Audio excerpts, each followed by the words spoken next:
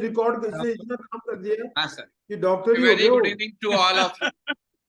And in continuation of our previous meetings of the case-based discussions on various aspects of the diabetes, it has been very useful to all the participants to discuss various aspects of the diabetes, maybe the emergencies like ketoacidosis, maybe the varieties of the diabetes like presented by Dr. Arvind Gupta or CGM Dr. Neeraj Lodha. And in continuation of this, we will be continuing this kind of the case-based discussions every month. And before moving further forward, I would like to request Dr. K K Pareek sir, our motivator and our source of inspiration, who has been inspiring us for conducting all these CMEs and various academic activities, to say few words for all of us. Dr. Pareek sir, please. Thank you, dear Prakash Keswani. Really, thank you so much for your kind words. And it's my pleasure and a great honor to welcome all of you to this fourth scientific program of RSSDI Rajasthan Chapter, case-based discussion in diabetes. So it's really a great initiative and a vision of our President, Dr. Girish Mathur, Secretary Dr. Ramchandani and Dr. Prakash Keswani, who started this program to disseminate the knowledge to everyone, because this is an online CME program. So those who cannot attend and those who are sitting at the last corner of the state, they can also be benefited with this very excellent scientific program. This is a scientific, the dissemination of knowledge is very, very important to all of us, because we all want to keep updated and keep abreast with the latest developments taking place in the medical science.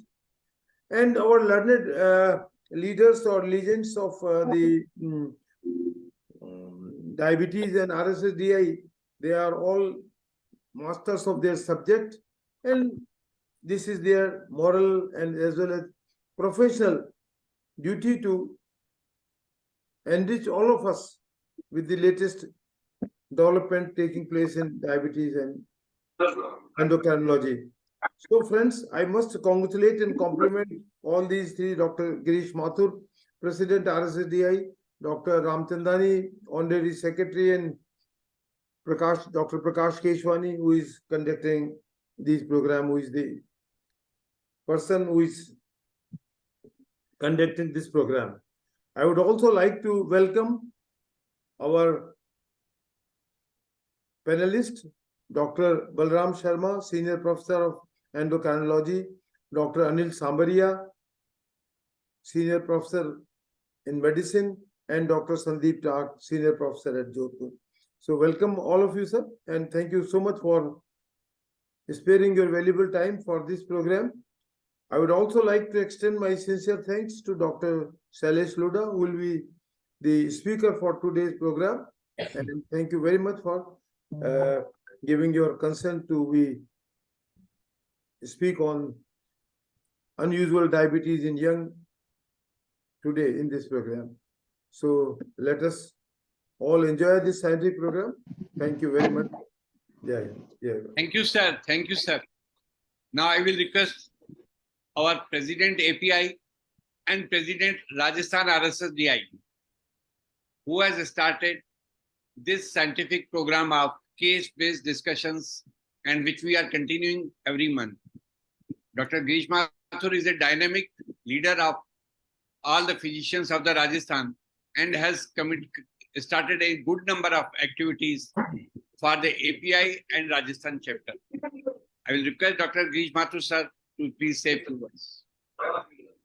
Thank you, Prakash ji. It's my proud privilege to welcome you all this evening for this fourth session of case-based discussion in diabetes. I thank you all for joining this evening. At the outset, I extend my very warm greetings, thanks to our mentor, Dr. K K Pareek, for his valuable presence. He is our source of inspiration and encouragement and he supports us in all academic endeavors of ours. I'm grateful to Dr. Prakash Keswani, our project director, the man and force behind this program. All credit of this successful program goes to Dr. Prakash Keswani. I thank for all his sincere efforts to organize this academic event. I'm also grateful to Dr. G D Ramchandani, our dynamic secretary, RSSDI Rajasthan chapter, for his valuable support, help, and guidance. It's my pleasure to welcome and thanks our esteemed speaker and panelist of the evening, Dr. Sailesh Lodha, popular endocrinologist of state. He is an endocrinologist at EHCC Jaipur. He will be discussing a case of unusual diabetes in young today. I also welcome our panelist, Dr. Balram Sharma, Professor Endocrinology, SMS Medical College, Jaipur. Dr. Anil Samaria, Professor in Medicine, Jalan Medical College, Ajmer. And Dr. Sandeep Tak, Professor in Medicine, Medical College, Jodhpur. I'm sure we are going to have a very enlightened and meaningful discussion this evening. I thank you again for joining this evening. And thanks again to our panelists, our distinguished speaker, Dr. Sailesh Lodha, and all of you. Thank you so much. Thank you, sir. Thank you very much, sir. And we know that diabetes occurs because of so many reasons. And even if we talk of the young patients with the diabetes, as has already been discussed in one previous session, that all young diabetic patients are not type 1. And always it has been seen that type 1 diabetes, even if it is type 1, cannot be simple type 1. It may be because of so many other genetic feature mutations and can occur in a number of the syndromes. So even the type 1 diabetes occurring in the children may be because of some unusual causes. And we must be aware of these things also. So whenever we find such kind of the patient, we may have some ease for the diagnosis. And for that, we have a very learned speaker with us. He is Dr. Sailesh Lodha. He is the chief endocrinologist of EHCC. Very simple, humble. And when I wrote Director Endocrinology in his introduction, he simply told that I am a simple endocrinologist, I cannot be a director. So he's such a simple man, and he will be presenting a case. And all the three panelists, which have been well introduced by Dr. Girish Mathur said, Dr. Pareek said, Dr. Balram Sharma, Dr. Anil Samaria, and Dr. Sandeep Tak. All my good friends are with us for this evening. And without wasting time, I will request Dr. Sailesh to start, please, your case. Thank you, Dr. Keswani. Good evening, everyone. And my sincere thanks to Dr. K K Pareek, Dr. Girish Mathur, Dr. Ramchandani, and Dr. Keswani for giving me this platform of Rajasthan RSSDI this evening. So I'll start my presentation.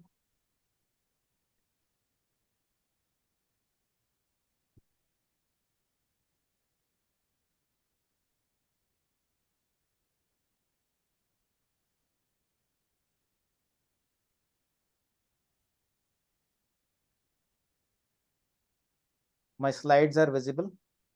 Yes, visible and audible also. Okay. Thank you, sir. So type 1 diabetes, as you all are aware, is the commonest, was supposed to be the commonest type of diabetes in young few years ago. But recently, we have seen a change in the epidemiology of this diabetes. Childhood diabetes is one of the commonest chronic endocrine diseases of children. The type 1 or the classic autoimmune diabetes accounts for about 98% of the cases in children. only 2% of the cases they account for other rare syndromes or other varieties of diabetes. Childhood diabetes may cause diagnostic uncertainty, and often there is a need for different kind of management. Some rare childhood syndromic diabetes are scantily reported from India. And in recent years, we have seen that because of changing lifestyle and increasing obesity in our children, type 2 diabetes is now increasing in young adults. These are some of the genetic syndromes which are associated with diabetes in young population.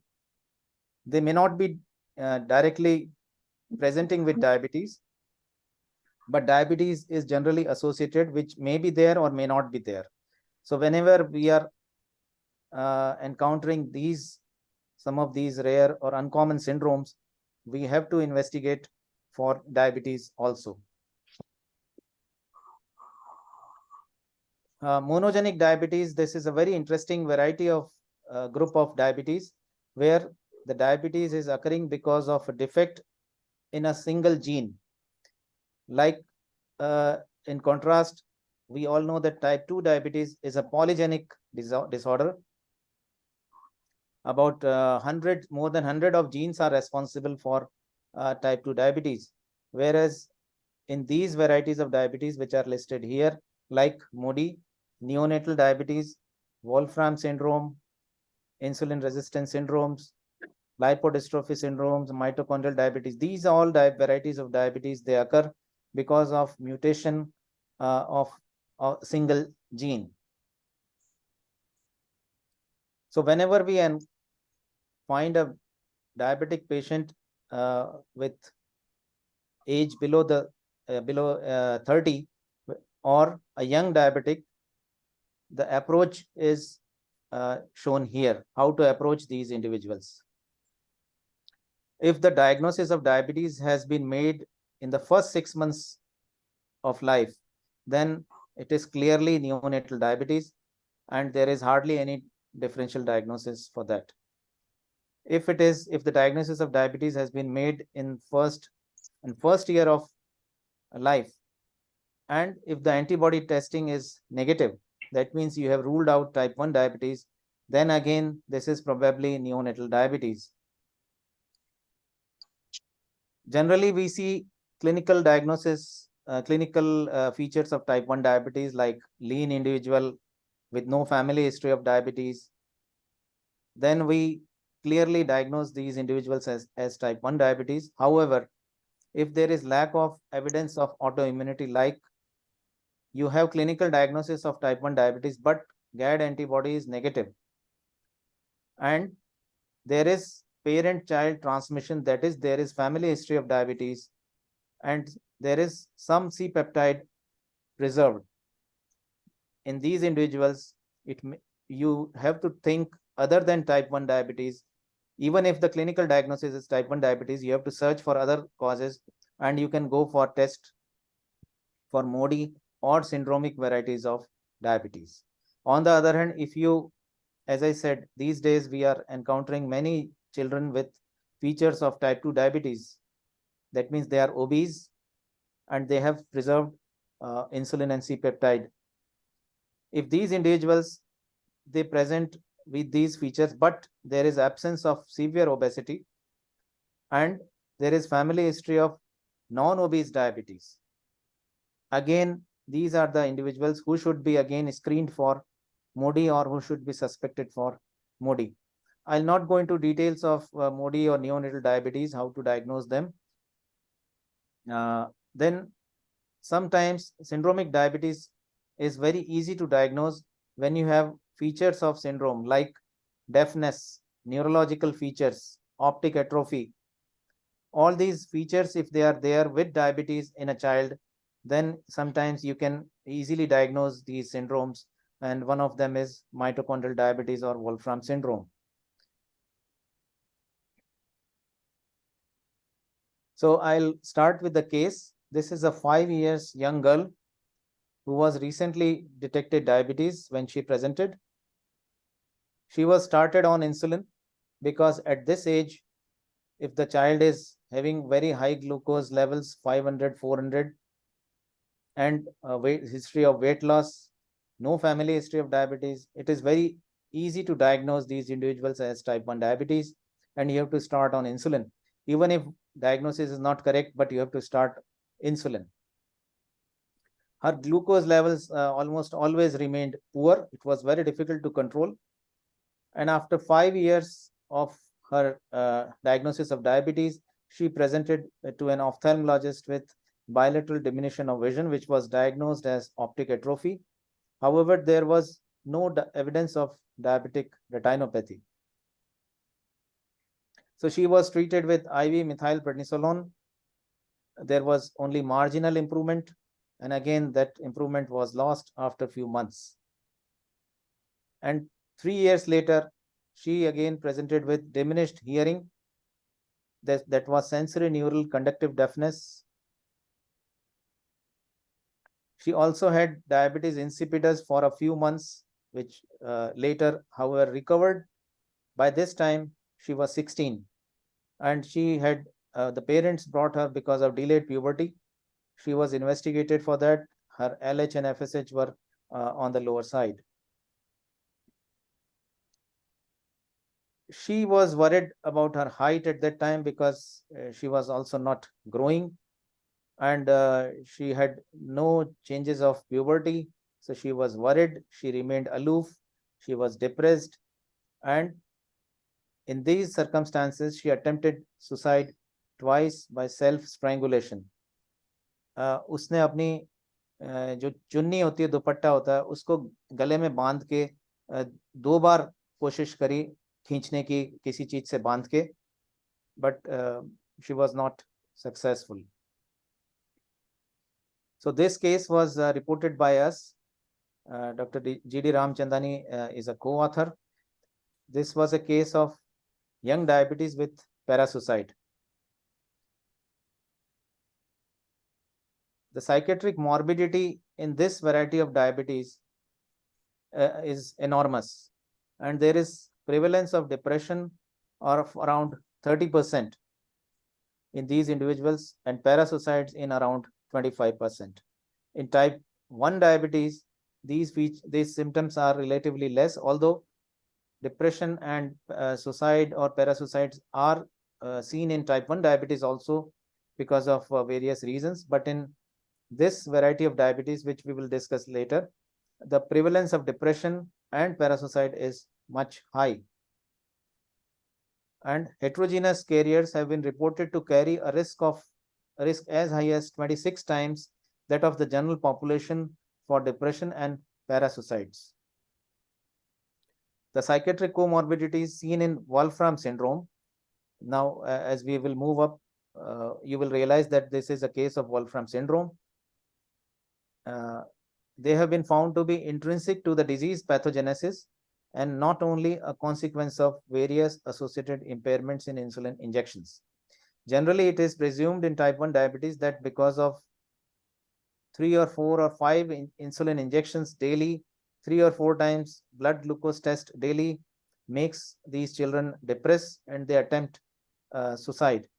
But here it has been found that the psychiatric comorbidities are intrinsic to the disease itself. It is part of the pathogenesis of the disease itself. It is not because of the environment or the multiple insulin injections. Indian data on Wolfram syndrome is very minimal. I could find this only one series of Wolfram syndrome, which was published by Ames group. That was about 12 years ago, and there were only 8 such patients. But this was purely based on the clinical diagnosis. There were no genetic analysis or no clear-cut proof that these are patients of Dead-Moat syndrome. Otherwise, there are few case reports only reported from India. This data was published in 2000. These are the findings of UK National Survey of Diabetes in Childhood. Although this is 23 years old, but still it is clearly depicting what is the scenario today, except some changes. Like type 1 diabetes accounted for 99% of the diabetes in childhood in that era in 2000. But today, we know that type 2 diabetes is enormously increasing in our children. It was only 0.16%. You can see the clear-cut difference. And these days, rough estimates, although I am not aware of any good Indian data regarding type 2 diabetes in children, but I presume it is somewhere around 5 to 10%. And worldwide, this is increasing. In some countries, it is going up to 15 to 20% of the childhood diabetes. So enormous increase in type 2 diabetes in children these days.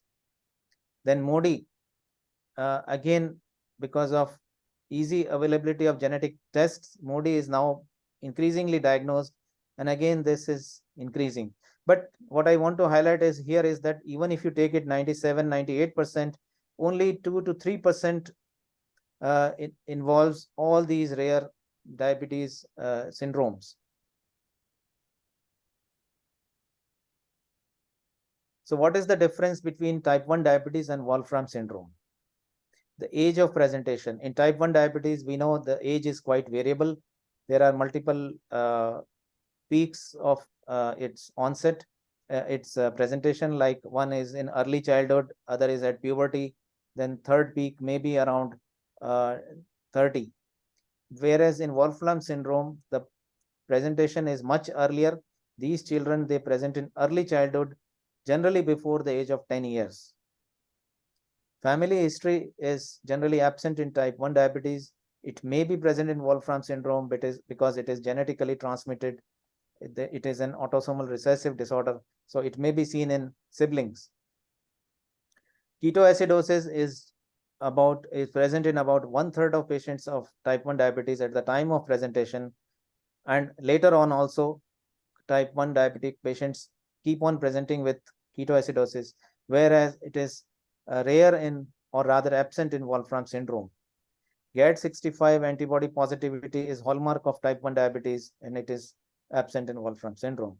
Chronic complications of diabetes, they all are seen at various age of the presentation in type 1 diabetes, whereas in Wolfram syndrome, the complications are, though they are seen, but the severity as well as their incidence is relatively less in Wolfram syndrome.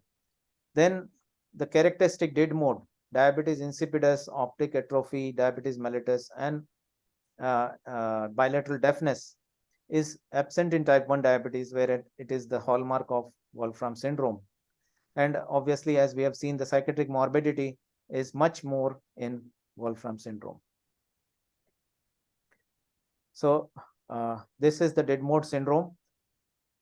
DI is diabetes insipidus, diabetes mellitus, optic atrophy, and deafness. This is how the syndrome is recognized. It was first reported in 1938 by Wolfram and Wagner, and it is extremely rare syndrome, estimated to afflict about 1 in 160,000 or 770,000 individuals. If you see 150 patients of type 1 diabetes, then perhaps you may see one case of Wolfram syndrome. So the ratio to type 1 diabetes is 150:1. It's a very rare autosomal recessive neurodegenerative disorder characterized by juvenile onset insulin requiring diabetes, bilateral progressive optic atrophy almost always before the age of 16. This is the one of the diagnostic criteria, that the age of onset is generally below the age of 10, and optic atrophy almost always occurs before the age of 16. So once we are aware of the syndrome, it cannot be missed. If you know that some variety of the syndrome exists, you cannot miss, because it is so clear, so glaring. This is the natural history of Wolfram syndrome. Diabetes occurring at generally before the age of 10, optic atrophy before the age of 16, diabetes. Then this is followed by generally the pattern is that first the patient would present with diabetes mellitus, then optic atrophy, then diabetes insipidus or deafness followed by diabetes insipidus, whereas the complications related to the genitourinary system and the neurological complications, they occur relatively late. And in majority of the individuals, this pattern is fixed. So the other features of Wolfram syndrome are neurological features like ataxia, peripheral neuropathy, seizures, mental retardation, and psychiatric illnesses like anxiety, depression, and suicidal tendencies. So sometimes these symptoms of ataxia, peripheral neuropathy, or even mental retardation are thought to be a complication of diabetes, and they are not paid attention. This patient which I presented also, she was roaming around with optic atrophy, but it was always she was always told that this is a complication of diabetes, unless until she met an ophthalmologist who said this is not related to diabetes, there is no diabetic retinopathy, and you should see some other doctor. GI dysmotility, urinary tract dysfunctions, hydroureter, detrusor sphincter dyssynergia, detrusor overactivity, and urinary tract atony. Again, these are characteristics of this syndrome. Endocrine dysfunctions like central diabetes insipidus, hypogonadism, and growth retardation, they can also occur if the child survives beyond second decade of life. Then congenital heart diseases like PS and VSD, they may also be seen. Prognosis is generally poor, as most of the patients, they die prematurely with severe neurological disabilities such as bulbar dysfunction and organic brain syndrome. The median age at death is 30 years.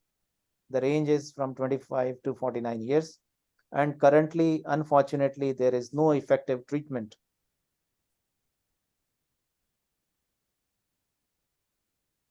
This is from one of our patient. You can see here that the midbrain, whole of the brain stem is atrophied. You can see the atrophy of the cerebellum, and you can see diffuse atrophy of the cerebral cortex also. So this is a very devastating, and it involves the whole brain, but mainly brain stem and the cerebellum, giving rise to all those symptoms which I narrated. This paper was published by us in 2020. This was the first report of characterization of the primary gonadal failure in this cohort. Generally, there is some data regarding other features of Wolfram syndrome, but there was no attempt to characterize their gonadal failure, why they are presenting with hypogonadism. And in some individuals, it is primary hypogonadism. In some individuals, it is secondary hypogonadism. So there was no clear-cut answer until this paper was published. And we have shown that wolframin protein, which is responsible for the syndrome, is deficient in testes of these boys, leading to primary gonadal failure in these young boys. A similar syndrome which resembles Wolfram syndrome, classic Wolfram syndrome, is called Wolfram syndrome 2. It has all the features of Wolfram syndrome, plus it also has gastric and intestinal ulcers with excessive bleeding, and there is absence of diabetes insipidus. It is reported in Jordanian and Italian families. No, there is no report from India till now. There is no specific test which can diagnose this syndrome. It is purely a clinical decision to diagnose this syndrome. But there are some data that plasma neurofilament light chain levels are elevated in children and young adults with Wolfram syndrome.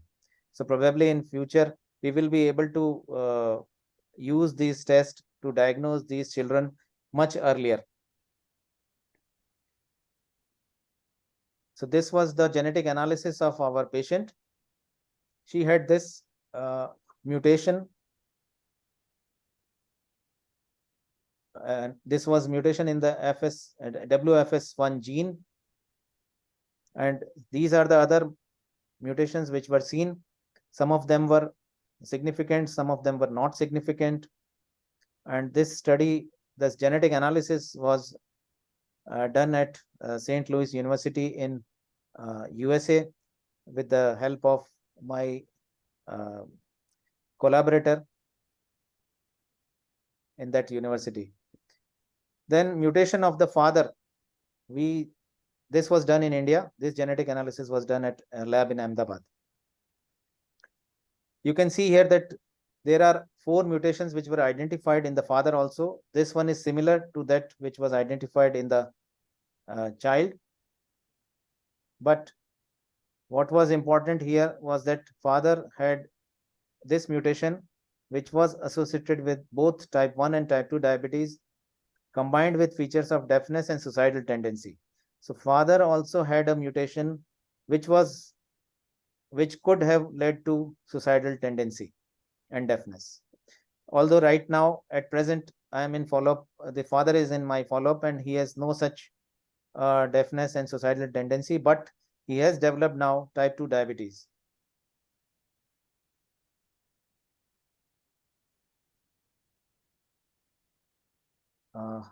Mother also had a similar mutation. Same mutation was also seen in mother, but again it was heterozygous. So both father and mother are carriers, and the child had homozygous mutation, so it manifested. We presented a series of 6 patients at annual conference of AAC Nashville in 2015, and this is the data from 6 such patients. The 3 were females and 3 were males. The duration of diabetes at the time of presentation was roughly around 5 years. All of them had optic atrophy. All of them had deafness except one child. Diabetes insipidus was relatively less common. All those case reports reported from India have relatively less incidence of diabetes insipidus. Neuropsychiatric problems were present in everyone. Chronic kidney disease was only in 2 such individuals. Urinary tract abnormalities, which are classical to this syndrome, hydronephrosis, cystopathy. These individuals, they develop atonic bladder and sometimes they require intermittent catheterization. Family history was present in all of them. The first patient, which was the case report you have seen, the father developed insulin-dependent diabetes at the age of 42. Although the diabetes is insulin-dependent, but that is type 2 diabetes. I have many patients, all of these patients, they had a sibling with same variety of diabetes. So you can imagine the burden on parents. 2 young kids, both are blind, both are deaf, both have difficulty in walking, and they know that both of them are going to die at the age of 30, 35 or 40. So it is a great devastating situation for the parents.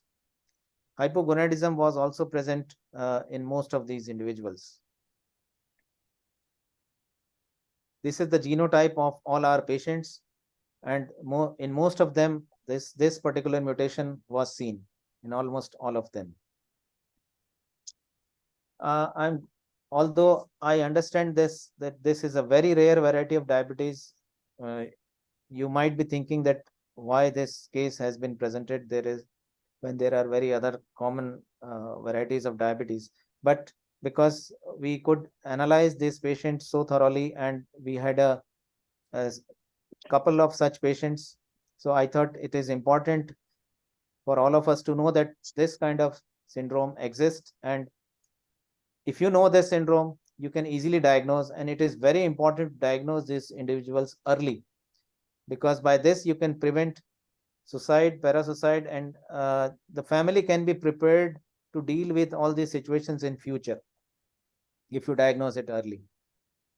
So this is again a very unusual case. Classic mutation of Deadmore syndrome was present, but this lady presented at the age of 32. This has never been reported in world literature, and we are going to publish it. This lady presented with insulin-dependent diabetes, optic atrophy, and this was detected at the age of 24, but she presented at the age of 32, and she was GAD negative. Other family members were also genetically tested, and in all of them, this mutation was present. These are the various mutations which occur in Wolfram syndrome worldwide. And the mutations occur in this WFS1 gene, which is located at the short arm of chromosome 4. The 8 exons which encode for 890 amino acid polypeptide, and the mutation of WFS1 gene cause more than 90% of the cases of Wolfram syndrome. There may be various variants of these mutations, which could be missense, nonsense, frame shift, and mitochondrial genome is not involved. What is the mechanism? Why these patients, because of this particular mutation, develop this kind of syndrome? This gene, WFS1 gene, encodes a transmembrane protein which is called wolframin, which is localized to endoplasmic reticulum. These days, role of endoplasmic reticulum is researched in a big way to study the pathogenesis of type 2 diabetes also. So that is the importance of knowing about role of endoplasmic reticulum in pathogenesis of diabetes. This gene encodes a protein which is called wolframin, and this wolframin is found in the endoplasmic reticulum. And endoplasmic reticulum dysfunction is a major pathogenic component of Wolfram syndrome. Mutation in this gene lead to elevated endoplasmic reticulum stress and pancreatic beta cells dysfunction, and the initiation of endoplasmic reticulum stress associated cell death. So mutation will lead to increase in endoplasmic stress, and this will cause apoptosis of beta cell, and finally the beta cells would die. I will present some slides on the role of endoplasmic reticulum in diabetes. We know that our body is, all the cellular functions of the body are governed by proteins. All the newly synthesized proteins are not immediately functional. In endoplasmic reticulum, whenever a protein is synthesized, it doesn't become immediately functional. It has to be, to become functional, they must mature inside the endoplasmic reticulum, and the maturity comes in the form of protein folding. The protein folding occurs in the lumen of endoplasmic reticulum, and the newly produced protein obtain their proper 3D structures and mature to carry out their function. So this 3D structure of a protein, or the maturity of the protein, is done by the endoplasmic reticulum. And whenever there is a defect in this function, like the folding of the protein which is producing insulin is not able, that protein is not able to fold properly, the 3D structure of that protein is defective. As a result, the insulin molecule is not produced, and the synthesis of insulin is affected. Endoplasmic reticulum has an essential function in this process, especially for secreted proteins and receptors such as insulin, amyloid beta, and serotonin transporter. So we know that if endoplasmic reticulum is defective for protein functions related to insulin, it will produce diabetes. If the protein function is related to a synthesis of amyloid beta, it will lead to Alzheimer's disease. Similarly, it will lead to Parkinson's disease if it is related to serotonin transporter. So all these chronic disorders like diabetes, Alzheimer's, Parkinson's, these disorders are now being studied for their management and the role of endoplasmic reticulum in pathogenesis of these disorders. So what is endoplasmic reticulum stress? sensitive folding environment of the endoplasmic reticulum can be perturbed by viral infections. We know that Coxsackie, cytomegalovirus, rubella virus, these are the viruses which are the causative for type 1 diabetes, but the mechanism is through endoplasmic reticulum stress. These viral infections or environmental toxins, they produce some effect on endoplasmic reticulum, and even normal aging. The aging is also being affected by endoplasmic reticulum stress. And sometimes if your postprandial glucose is persistently high most of the time, according to this theory, when there is persistent postprandial hyperglycemia, it causes again a stress on the endoplasmic reticulum because they have to synthesize more insulin.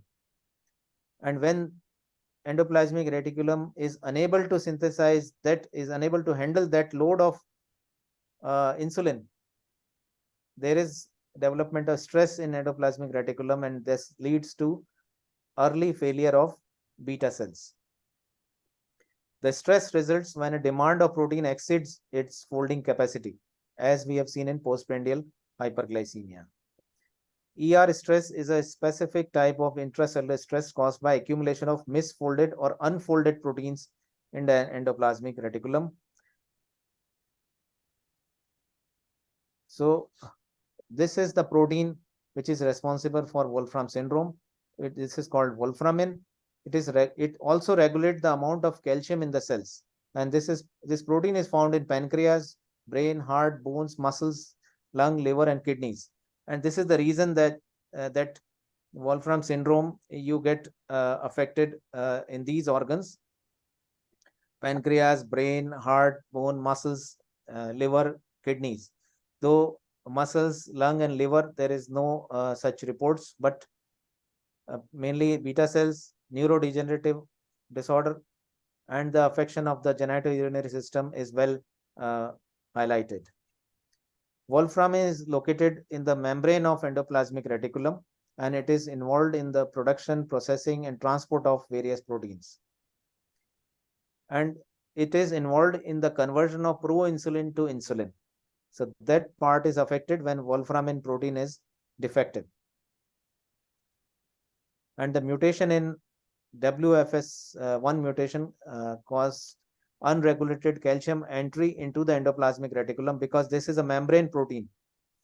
It governs the calcium channels in the endoplasmic reticulum. So there is unregulated entry of calcium in the ER, which leads to again endoplasmic reticulum stress.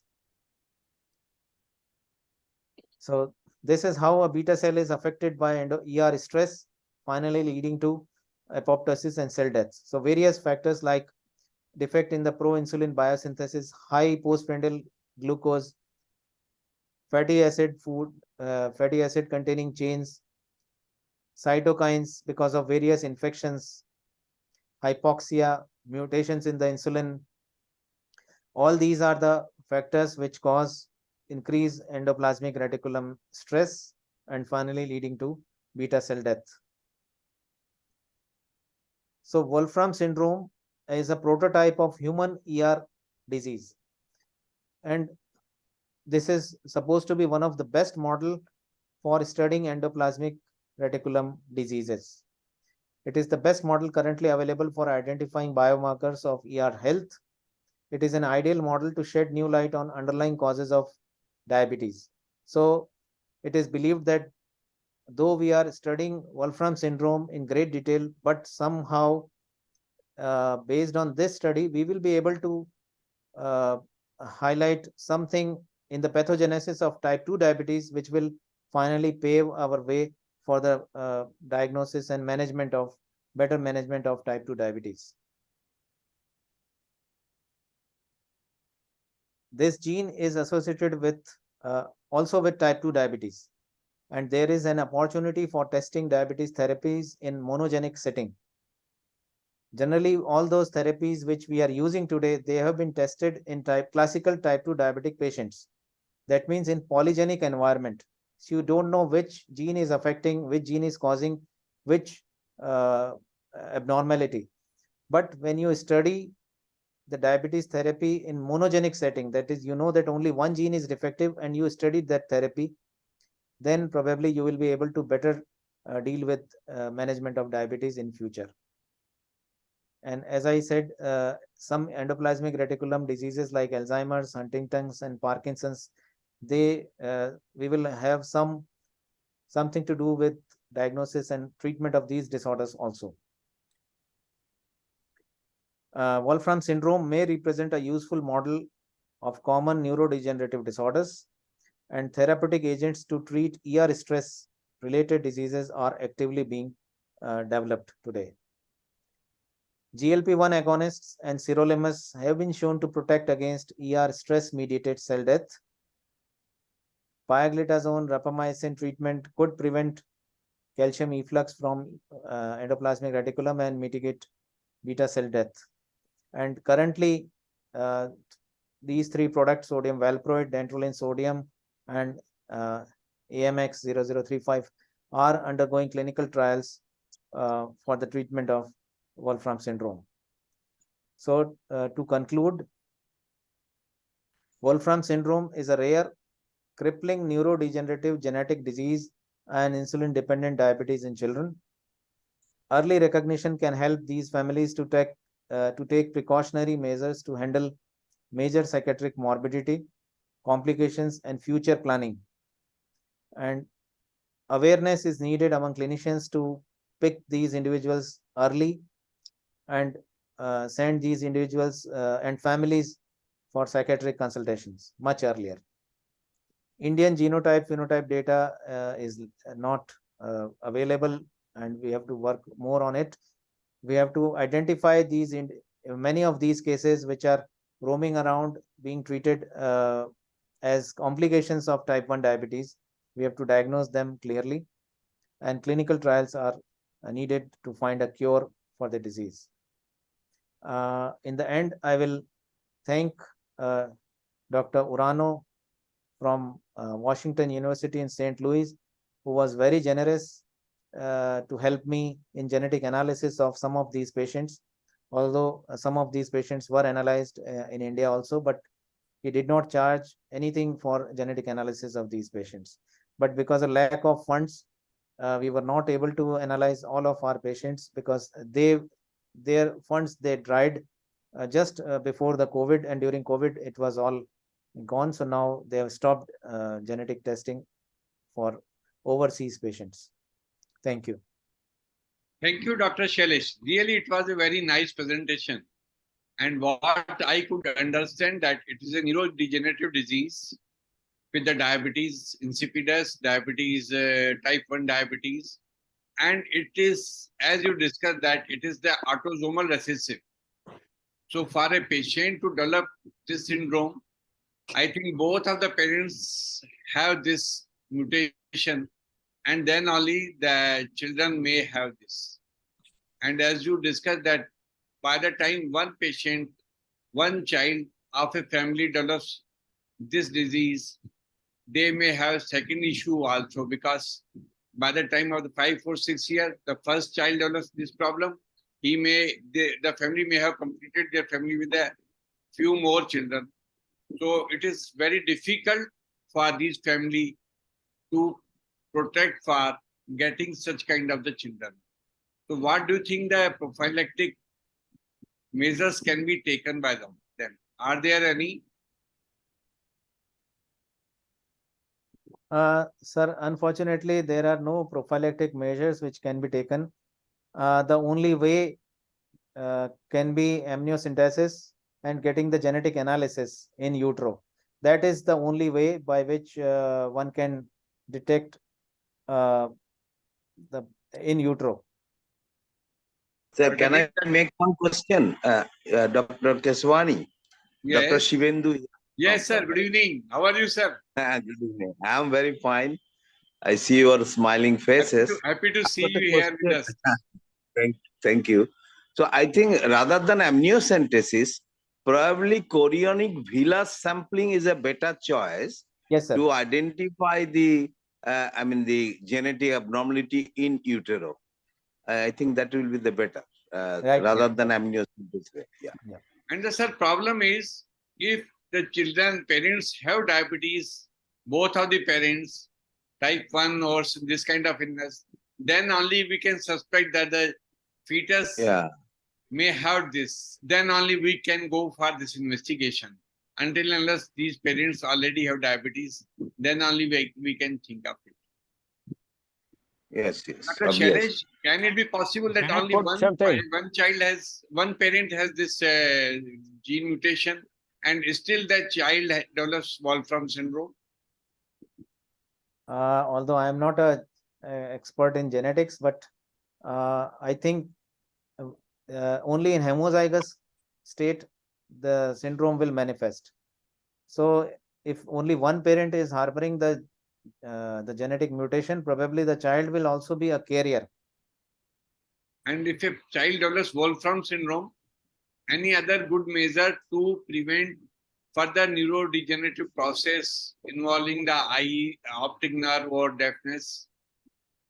Still, we do not, I think, any other measures are available at present. Yes, sir, they are only at the stage of clinical trials. As I said, a trial with dantrolene sodium and valproate, that is going on. And what Dr. Urano's lab is doing in Washington University, they have seen some initial good results. So, but still it is only at the experimental stage. Yes, sir. Rightly mentioned. This is Dr. Balram. Sir, perfect talk.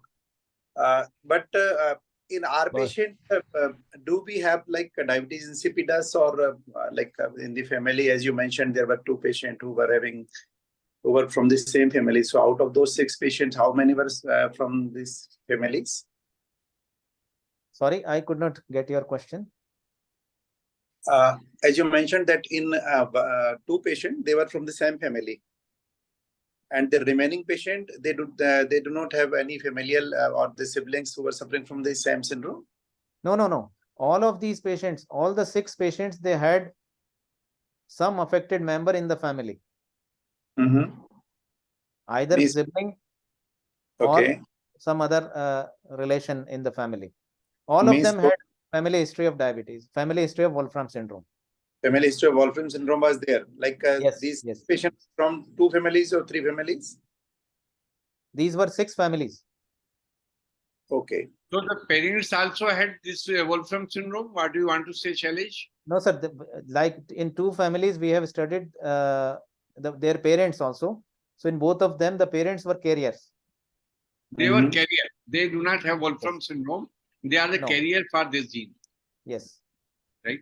So if the both parents have this, then can child. Sir, the diagnosis was done perfect. So are we able to follow those up, those patients? Means are the patient still in your follow-up?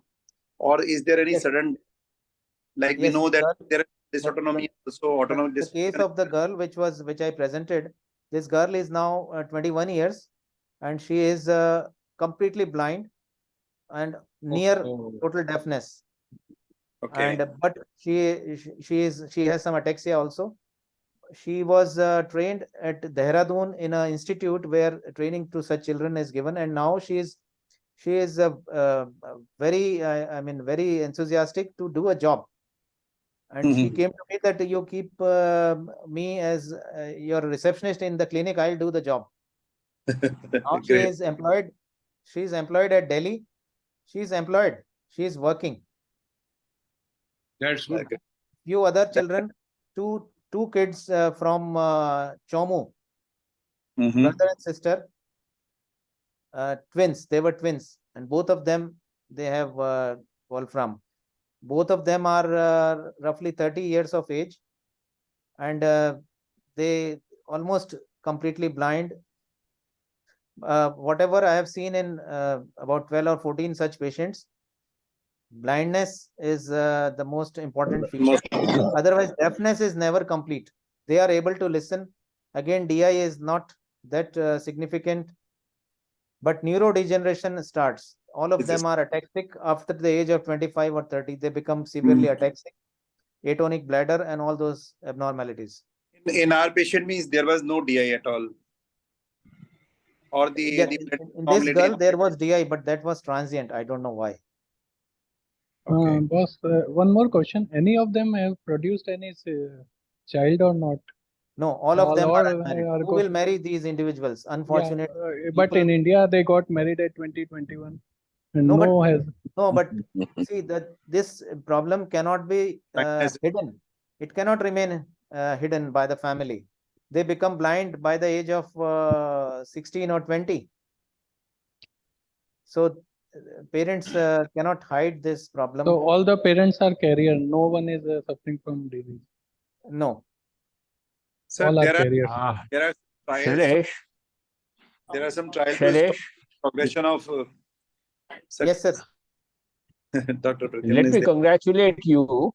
If we are looking over the total incidence, world incidence of prevalence of Wolfram syndrome, it has been seen that almost only 200 cases have been till date diagnosed, as what I see, number one.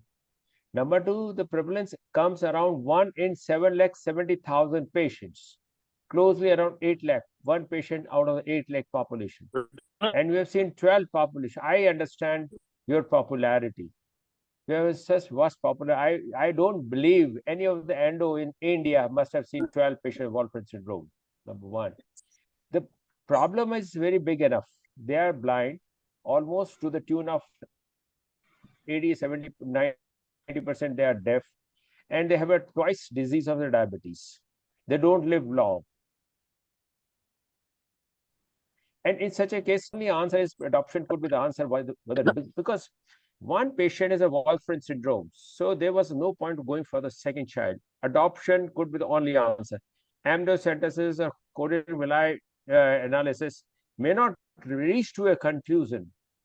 I have my two friends, his and his wife, both are diabetic. They came down to India. They adopted one children and another one on later and another girl. Now both the children are married in USA. Same thing. So they said, why we should create a child? We know that we are suffering from diabetes. So the better answer is an adoption. Instead of creating and carrying on a disease and adding to another prevalence to the system may not be a right answer.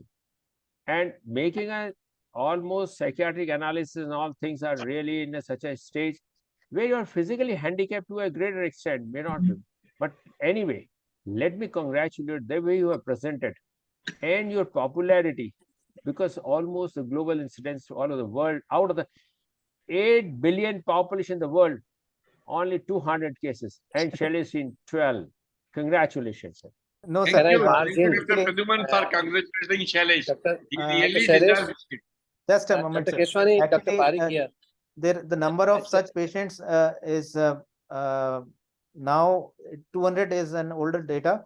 Now roughly, I think more than 400 such, 400 or 500 such individuals Right now, are now right there. now I Googled, right now today Google, I can show you the data available right now this time, that the world prevalence in today's time is 100 patient in UK population. 100, only 100 patients in UK population. And the other thing is, Anyway, Dr. Pradyumna, not to by discuss. the time one sir. patient develops diabetes, he is already 5 years, and develops optic atrophy, he is already 10 years. And by that time, parents usually complete their family by the another or second or third child. So it is not necessarily, it can be diagnosed at the right in the first year of the life of the first child. So by the time the Right. first child is Wolfram, they may have 1 or 2 more children. So it is very difficult to prevent. No, the point is this, such a handicapness, Yes. as what Dr. There cannot Shailesh, be- who is an cannot expert be on worse thing this, than yes, this. it cannot be hidden. Cannot be hidden. But Sir, whatever the data, I am no one to challenge it, sir. Yes, My sir, all lot of- good wishes, sir. lot of work is being done now to prevent the progression also. And the most important might be in coming future, the gene therapy. Gene editing therapy is actually being tried in such debilitating disorders. Recently, FDA has also approved 2 medication, although Dr. Lodha rightly mentioned that they are still in the trial phase, but the the chemical chaperone proteins, actually, they can inhibit the progression of neurodegeneration, because that is the most debilitating cause of the disease progression, including the optic atrophy or sudden death, or these or ataxia, or problems, or walking difficulties, or whatever other issues are there, neurodegeneration, the sensory problems, or the deafness, and that all. So there are a few salts they are being tried, and they are known as the chemical chaperone proteins. So they are being evaluated by the FDA also. Recently, they have noted for the trials to be used, like dantrolene sodium, Dr. Sailesh mentioned. And there are a few more, like the tauroursodeoxycholic acid is one. And there are a few medications which are also being tried to stop the progression of the optic atrophies. Means research are being done. So probably in future we might have some good answers or something to treat those patients also. But yes, in the today's situation, the things are really difficult for the patients as well to the parents. We have a number of messages in the chat box also. Dr. R.P. Pareek has commented as for a unique case presentation. He is very much right. Dr. I like to add a comment, Prakash. Yes, please. Just on the lighter note, Dr. Sharma was talking about popularity of Dr. Sailesh. I like to tell him that he is competing with Amitabh Bachchan on KBC. We are not watching KBC and listening to him. And a small comment, the gene therapy which Dr. Balram has said, I think that must be very helpful in these patients in future. His comment. Sir, Dr. Sumna is also equally popular.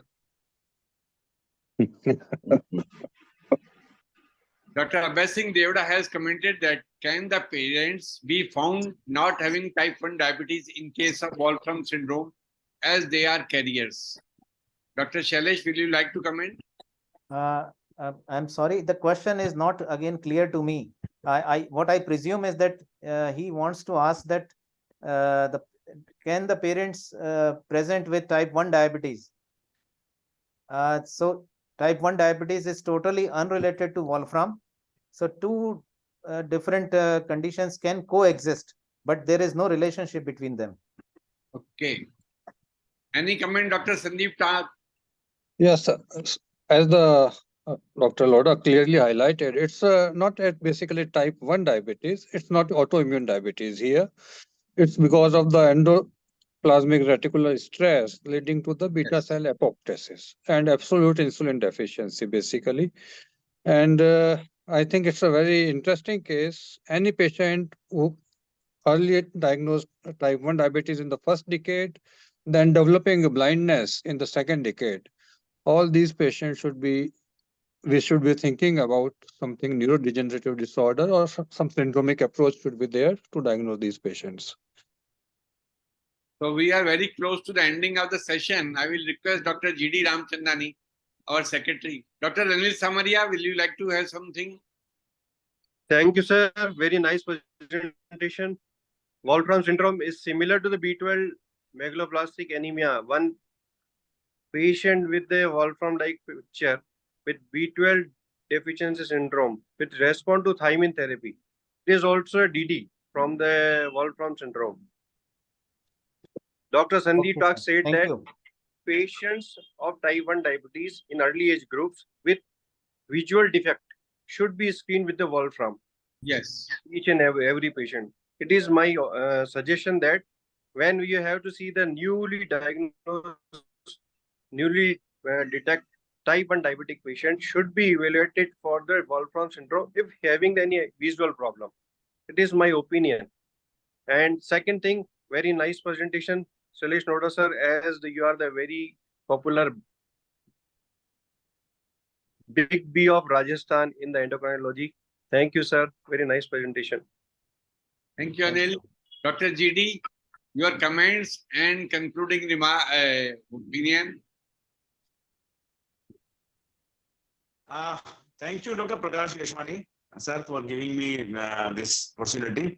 First of all, I would like to congratulate and thanks Dr. Sailesh Lodha for this wonderful and excellent clarification of the DID modes. I think one thing I can say in future, whosoever attended this lecture today, he will never miss DIDMOS in future. Anyone will see any type of diabetic child with little blindness and other things, he will definitely think, just rule out this DIDMOS, because I think more than 50% will not click in the mind that we are treating on the type 1 the base of type 1, and finally we land up in some complication. Before concluding, I would like to one query in mind. Is there any role of antibody tests like GAD, ICA, IA2 or IA in diagnosing is in role in these applications? Dr. Sailesh. Actually, Dr. GD, see, whenever such individuals, they are coming to us, they will not be having any of these complications. They will be mimicking type 1 diabetes. So you have to start insulin, and if somebody is willing, and if you can get a GAD antibody test, obviously GAD will be negative in these individuals. So even in Indian subcontinent, many of our classical type 1 diabetic patients, they are antibody negative, and we have a good population of these individuals in our country. So still you will not suspect Wolfram syndrome until the patient presents with some complications, or if there is a family history of such previous disorder in the family. Otherwise, we will suspect only when they come with visual symptoms. So GAD antibody test is not going to help. Just for theoretical purpose, if it is negative, it favors the diagnosis of Wolfram. Is there any difference in southern part of the India or northern part of India? Difference whether more common in our part is the northern part is come to south, or related to some celiac or other things? Because in India, hardly few cases are reported. No, so have you any? No, few case reports and few cases by our colleagues in various parts of the country, whom I am talking in last 1 decade because I have a special interest in this syndrome. Many of these individuals, they are confined to the teaching institutes, like in KEM. Again, they have some 5 or 6 such patients. Similarly, in CMC Vellore, they have some patients. So PGI Chandigarh, they have about 6 such patients. So I tried to pool all the data from India and I thought maybe we can present a series of 20 or 25 such patients in some international meeting, but that could not be done, and maybe in future I'll do that. Sanjay, will you like to say something? Dr. Sanjay Sarang?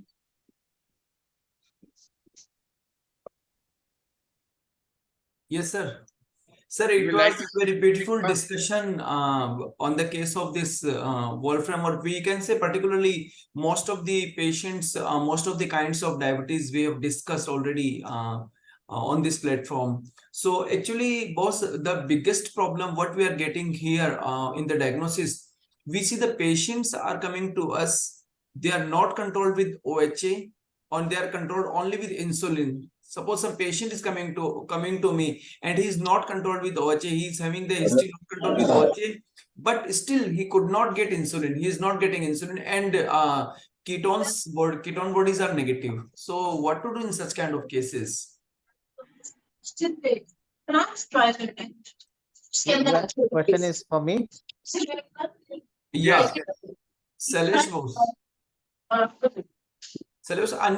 unmute yourself. The patient is presenting with features of type 1 diabetes, but patient is ketosis resistant. There is no ketosis. Ketone bodies are not seen, and he is not responding to OHA. Even a full dose of glimepiride he is already getting, but blood glucose is coming around 250 or like that. Fasting and postprandial also 300, 400 like that. So if the patient is in the age group, classical age group of young, like around 20s or 30s years, in between 20-30 years, sir. Then obviously such kind of problem. We can suspect some other monogenic diabetes, as we discussed. It could be MODY. Some varieties of MODY, they don't respond to sulfonylureas. And if the child is non-obese, particularly non-obese, and there is 3-generation family history of autosomal dominant transmission of diabetes, then obviously the diagnosis is MODY. Or some other rare genetic syndromes may fall into this category. But I think the most common among these situations would be very close to MODY. Yes, sir. Yeah.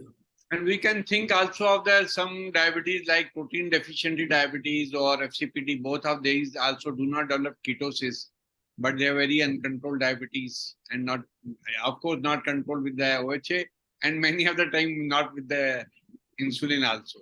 Yeah, but these individuals would be characterized by the classic phenotype, and it will be easy to diagnose, like very low BMI of 12 or 14 with in patients with FCPD.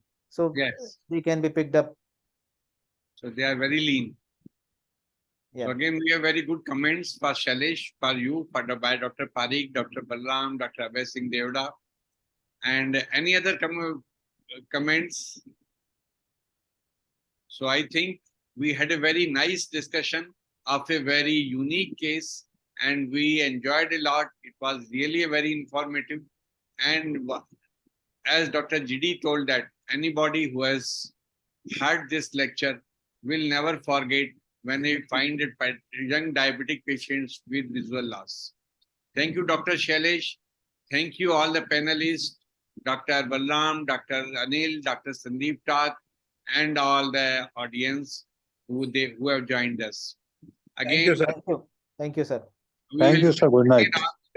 10th of October, and I wish some of our colleagues will volunteer for the case presentation. It is again on the 10th October. Thank you. Bye-bye. Bye-bye. Special thanks to Dr. Shivendra Ghosh for joining. Yes, sir. Thank you. Thank you. Shivendra Ghosh. Thank you very much.